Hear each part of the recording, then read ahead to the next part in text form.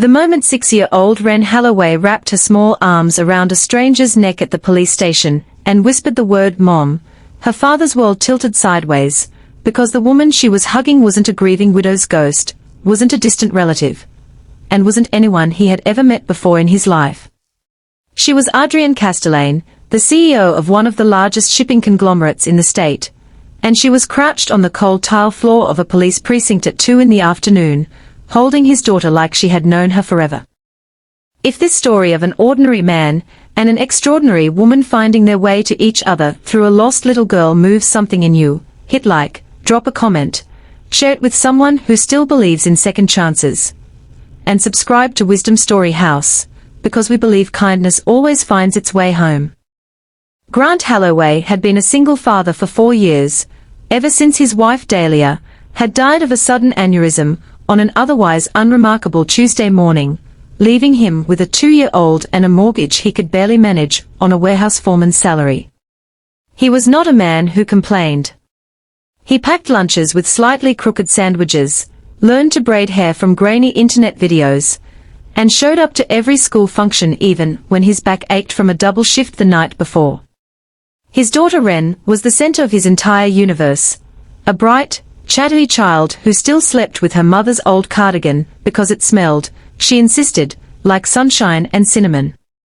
That particular afternoon had started like any other Saturday. Grant had taken Wren to the county fair a few towns over, a modest affair with a Ferris wheel, cotton candy stands, and a petting zoo that smelled faintly of hay and popcorn. The sun was high and bright, the kind of clear summer day that made everything feel safe. He had let go of her hand for what felt like 10 seconds to pay for a lemonade, and when he turned around, she was gone. 10 seconds became 10 minutes, became an hour of Grant sprinting through crowds, his voice cracking as he shouted her name, fair employees radioing each other, his heart pounding so hard he thought it might give out before hers did. What Grant didn't know, and wouldn't learn until much later, was that Wren had wandered toward the animal pens to look at a baby goat, gotten turned around in the crowd, and started crying near the fair's exit gate. That was where Adrienne Castelain found her. Adrienne had come to the fair alone that day, something she did every year on a date she never explained to her assistants, always arriving quietly and leaving before the fireworks. She was 51 years old, sharp-eyed, immaculately put together even in a plain linen dress, and she had not planned on spending her afternoon comforting someone else's terrified child. But when she saw Wren's small shoulders shaking, she didn't hesitate. She knelt down in the dirt in her expensive shoes and asked the little girl her name in a voice so gentle that none of her board members would have recognized it.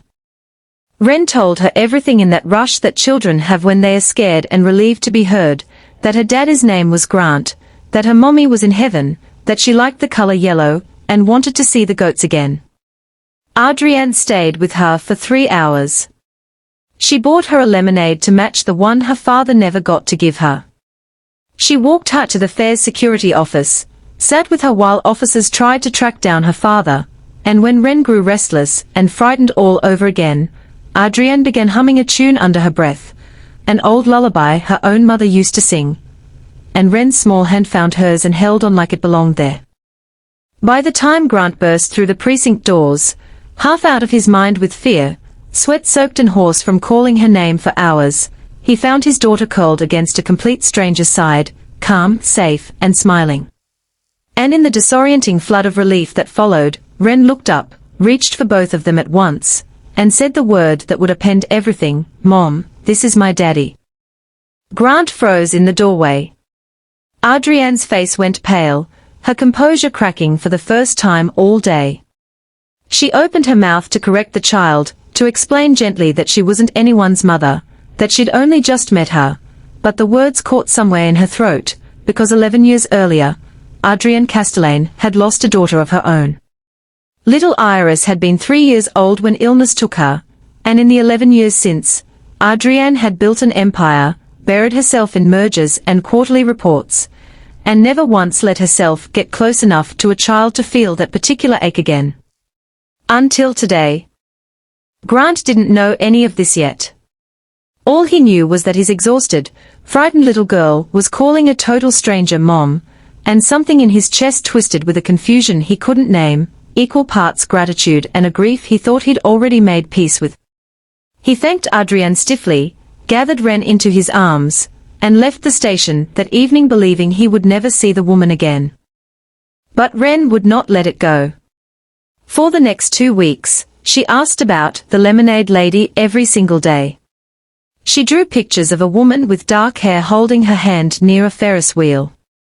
She cried herself to sleep twice, insisting she missed her, and Grant, watching his daughter's heart break quietly over a stranger, finally swallowed his pride and tracked down Adrienne's office through the police report.